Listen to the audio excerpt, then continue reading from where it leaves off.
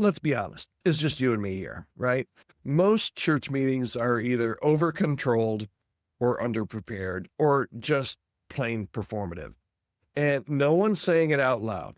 In this episode of the Healthy Church Staff Podcast, we're going to crack open the silence and we're going to talk about the silent dysfunction behind those eye-rolling worthy moments in the meetings that you experience and show how exactly you can create gatherings that are actually worth your team's time. So thank you for joining me today. My name is Todd Rhodes, and I'm one of the co-founders over at chemistrystaffing.com, and I'm your host right here on the Healthy Church Staff Podcast every weekday. What if I told you that your staff dreads your staff meetings, and they're just too polite to say it?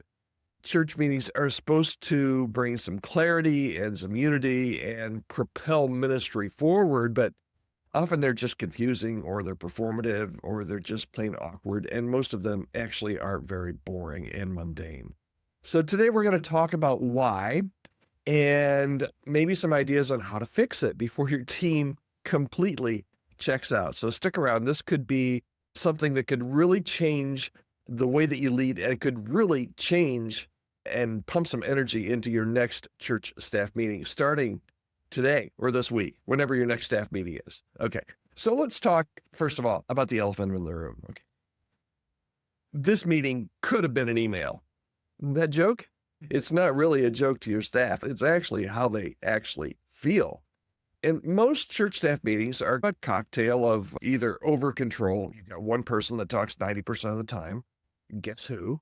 Or maybe under prep. Maybe nobody's really sure why they're even meeting in the first place. Or it could just be a performative agreement. Everybody nods, then gripes in private after the meeting. What's the worst part? No one says really anything, because in church culture, speaking up a lot of times, especially if you're not in a healthy team, speaking up can really feel like dissent. So people fake nod instead of giving real feedback. So I want to talk about a little bit about the 3 hidden reasons that church meetings don't work. And I don't know if this is your church staff meeting, but I bet it's a lot.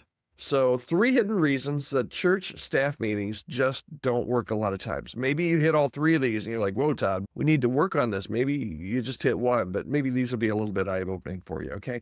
Here's reason number 1. Meetings are just about reporting, not relating. Okay, maybe you run through the calendar items like a machine gun. You're in, you're out, you're done. But there's not really any space built into the meeting for connection or reflection. Your staff really need purpose and people, not just bullet points and brunch menus. So that's reason number 1. Maybe you're just all about reporting and not about relating. Reason number 2, no one knows what the win is. I was on staff with somebody at one point and they said, I don't know what game we're even playing. Just tell me what game we're playing. I'm happy to play the game. I'm ready to play the game. Put me in the game, but I just need to know what game we're playing and what the rules are. So reason number 2 is no one even knows what the win is. What's the purpose of the meeting? Is it just a weekly sync? Is it vision? Is it decision making? If it's not clear, if you don't know, if people walking into the meeting are not clear about why you're having the meeting, guess what? People mentally check out, sometimes even before the meeting starts. So clarity is kindness. You have to have a purpose of the meeting. Don't have a meeting just to have a meeting, okay?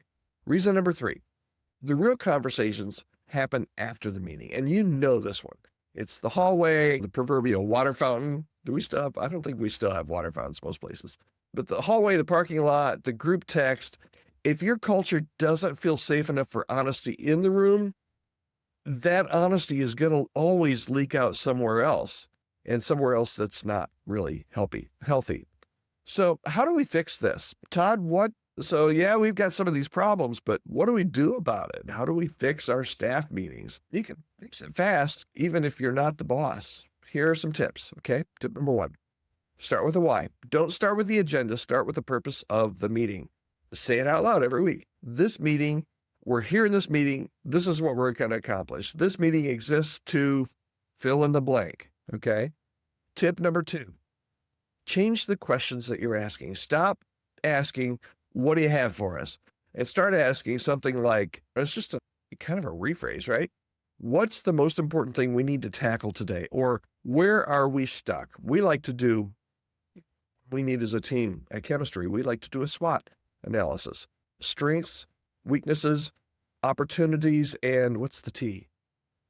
Oh, email me and tell me the T, because I'm forgetting the T right now. We like to do a SWOT analysis and just determine what's stuck. What are our opportunities? Where do we need to move forward? What do we need to talk about even? Great way to start a meeting. You don't want to do that every week. That would be monotonous. That would get you back into one of the other problems. But change the questions and start asking, what's the most important thing we need to tackle here today? And then here's the last tip for you. Create some space in your meeting for some real talk. Even if it's 3 minutes of just authentic check-in, that can really shift the energy in the meeting. And you can ask a couple questions. You could say, what's something we're celebrating here? Or where do you need support this week? How can we help you in your ministry area this week? Here's a bonus one. End the meeting with action. Who's doing what by when? End every meeting with a clear plan. No fog allowed. This is going to give clarity to your meeting. It's going to give everybody something to leave the meeting and have something to do rather than just go and talk about how nobody really accomplished anything in the meetings. So that's it. If your meetings have felt dry, here's the bottom line. If they felt dry or long or lifeless lately, you're not alone. You're not alone, but it doesn't have to stay that way. Hopefully some of these tips will help you along the way.